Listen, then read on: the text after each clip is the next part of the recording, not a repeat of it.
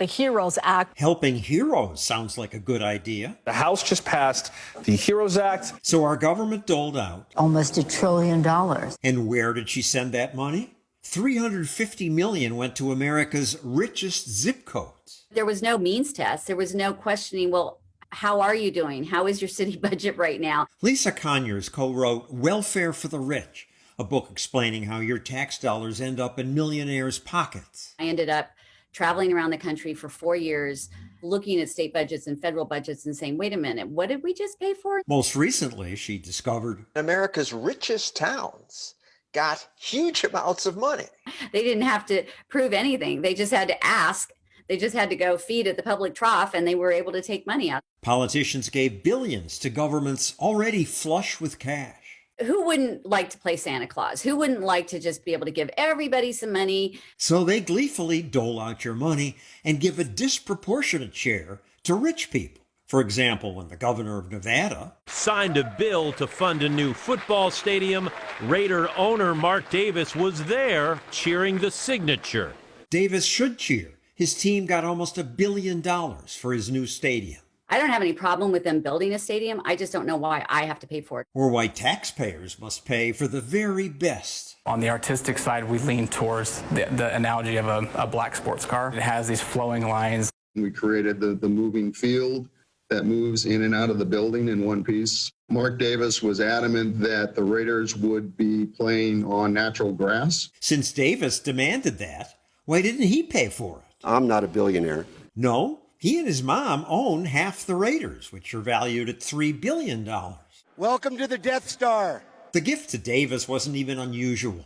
Politicians screw taxpayers to build stadiums for lots of billionaires, like the Minnesota Vikings owner. Here's this person who has all this money that could perfectly well build his own stadium, asking the taxpayers to build this stadium for them. And taxpayers keep paying. The Santa Clara City Council committed redevelopment money for a new 49ers football stadium. For billionaire after billionaire. But the taxpayers often vote for this stuff, so they must like it. They often do, but they're promised there's going to be all these jobs, not only at the stadium, but at the hotels that are going to rise up around the stadium. Yes, there are always promises that the public investment will return more in benefits to taxpayers. But it's not true. Research shows stadiums cost taxpayers much more than the benefits they provide. Politicians also give your money to companies that promise jobs.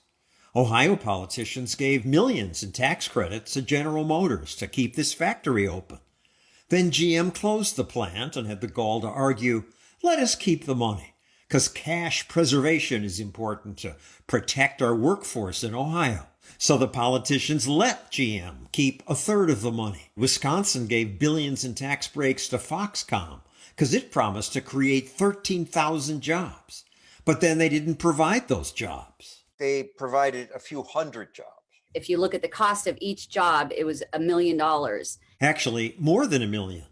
Often politicians justify this welfare for the rich by saying, well, we didn't give cash, just tax breaks. But think about it. If some big company is in that town and they are not paying property tax, that means every other taxpayer is covering for them, because fire departments still have to be paid for, police departments still have to be paid for, schools still have to be paid for. I think he's literally trying to eat the money inside the booth. This Greenpeace video mocks rich oil CEOs getting government handouts. Literally stuffing billions of dollars of taxpayer cash in his pocket. But Greenpeace promotes the even bigger cash grab by solar and wind companies, even though they produce just 11% of the energy. We will always stand with the American farmers. And politicians from both parties support the welfare for the rich called farm subsidies. A good farm bill is good for every single American. Farmers are actually richer than the average American, but Congress still gives them billions. American farm communities need stability. Politicians say we won't have a stable food supply without handouts. But that's not true. We don't subsidize fruit and vegetable producers, and we have plenty of fruits and vegetables. It's just that years ago, some politicians decided to give farmers a handout. And once they start giving your money away, they never stop. I'm an American taxpayer. I pay my taxes. I don't understand why money is leaving my pocket and going into the pocket of somebody who is wealthy and doesn't need it. Stop giving money to rich people who don't need it, especially if it's taxpayer dollars. Just don't. Just stop.